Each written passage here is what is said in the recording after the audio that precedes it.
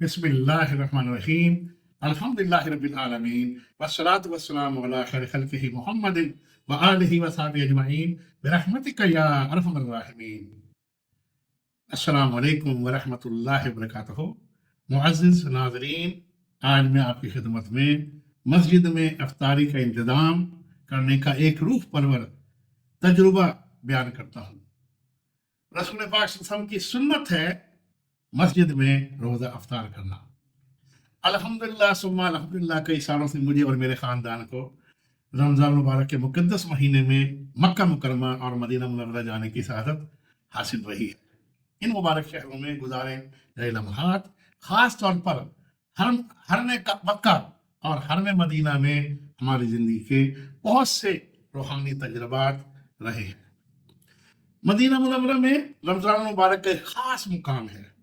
इस बाबरकत शहर में गुजारा हुआ हर लम्हा नूर और अल्लाह ताला की रहमतों से भरपूर होता है।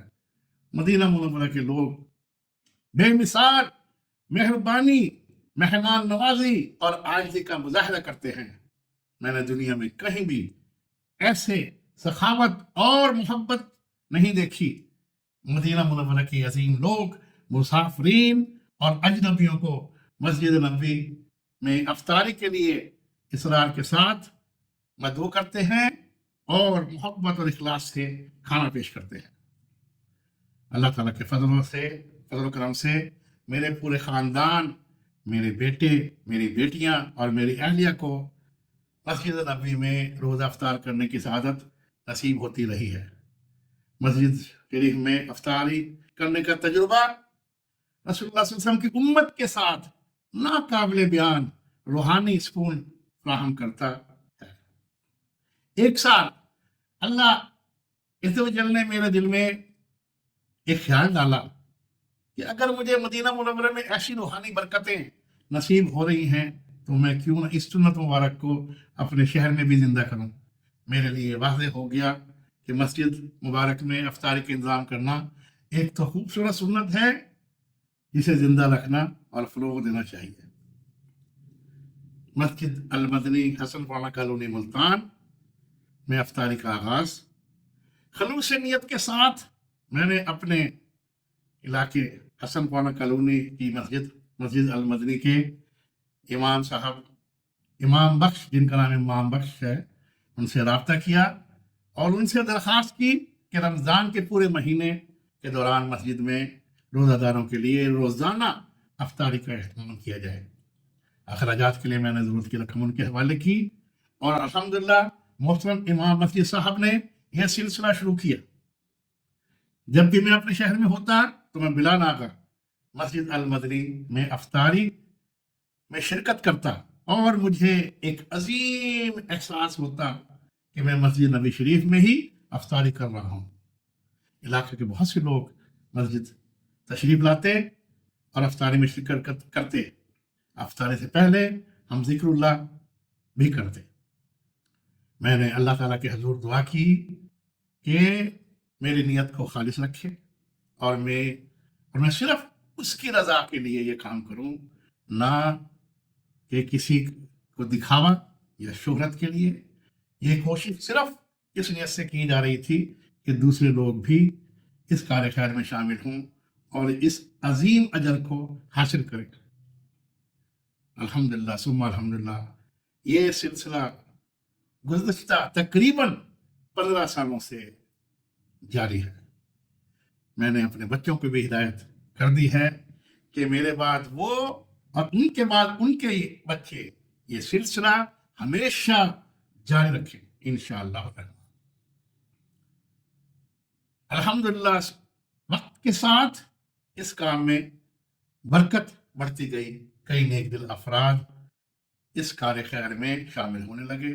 हमारे मोहतरम हाजी मोहम्मद इस्लाम साहब और उनके बच्चों ने रोज़ाना बिरयानी फराहम करना शुरू कर दी, जबकि हाजी अमीर साहब, हमारे आबिद भाई और दीगर अहले मोहल्ला ने भी मुख्तलिफ खाने और मशरूबात का इंतज़ाम किया और यह एक इज्तिमाई कोशिश बन गई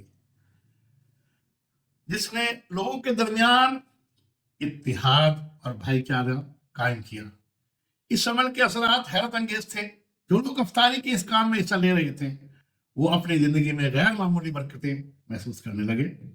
ان کے کاروبار ترقی کرنے لگے، ان کی عزت میں اضافہ ہوا اور ان کے دلوں پر ایک غیر معمولی سکون حاصل ہوا. ایسا محسوس ہو رہا تھا جیسے اللہ عز و جل اپنی رحمتیں ہم سب پر برسا رہا ہے. روزے دار کو کھلانے کی جو فضیلت ہے وہ جنت کی راہ ہے. روزے دار کو افطار کرانے کی فضائل بے شمار ہیں. سرکار دو عالم صلی اللہ علیہ وسلم نے فرمایا جو کسی روزے دار کو افطار کرائے اسے اس روزے دار کے برابر اجر ملے گا. روزے دار کے اجر میں بھی کوئی کمی نہ آئے گی. ترمذی حدیث مبارک 807. ذرا سوچئے روزہ رکھنے والا شخص جتنا ثواب حاصل کر رہا ہے وہی ثواب اللہ تعالیٰ ہمیں بھی عطا فرما رہا ہے. اسی طرح ایک اور حدیث میں ارشاد ہے بے شک جنت میں ایسے عالیشان محلات ہیں جن کی اندر سے باہر اور باہر سے اندر نظر آتا ہے. یہ ان لوگوں کے لیے تیار کیے گئے ہیں جو نرمی سے بات کرتے ہیں، دوسروں کو کھانا کھلاتے ہیں اور رات میں عبادت کرتے ہیں جبکہ لوگ سو رہے ہوتے ہیں. ہمیں اور کیا ترغیب درکار ہے جبکہ ہمیں آخرت میں ایسے عظیم الشان انعامات کا وعدہ دیا گیا ہے. امت کے لیے پیغام اس سنت کو دنیا بھر میں عام کرنا. مسجد میں افطار کے انتظام کے بے شمار فوائد دیکھ کر میرا دل چاہتا ہے کہ دنیا بھر میں ہر علاقے میں، ہر مسجد، ہر شہر میں اس سنت کو اپنایا جائے. ذرا سوچئے اگر ہر کمیونٹی روزہ داروں کے لیے اجتماعی افطاری کا انتظام کرے تو اس کا اجر کس قدر عظیم ہوگا. اس کے روحانی اور دنیاوی فوائد ناقابل شمار ہیں. اگر اللہ عز و جل ہمیں اس کی توفیق دے تو ہمیں اس موقع سے فائدہ اٹھانا چاہیے اور اس کے بندوں میں محبت اور اتحاد کو فروغ دینا چاہیے. سب سے بہترین صدقہ وہ ہے جو کسی بھوکے کو کھانا کھلائے، اور رمضان سے بہتر وقت کوئی نہیں جب ہم اس خوبصورت سنت پر عمل کر سکتے ہیں.